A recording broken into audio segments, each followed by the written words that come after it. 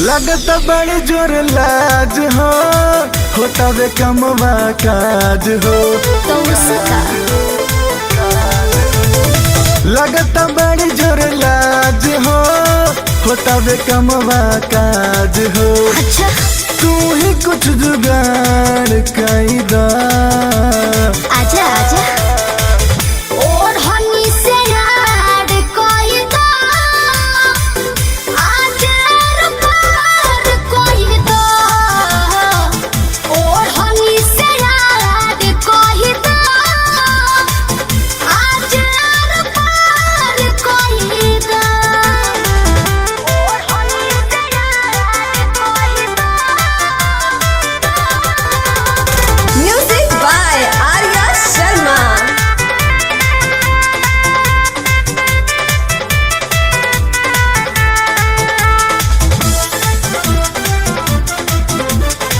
एहो करे जीते जी दिखावा, हो खता गुदगुदी बुद्धि चलावा।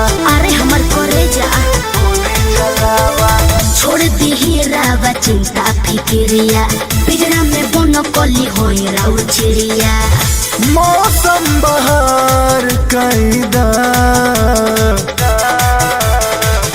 और हनी से याद कोई दो आजा रुपार कोई दो और हनी से याद कोई दो आजा रुपार कोई दो और हनी से याद कोई दो।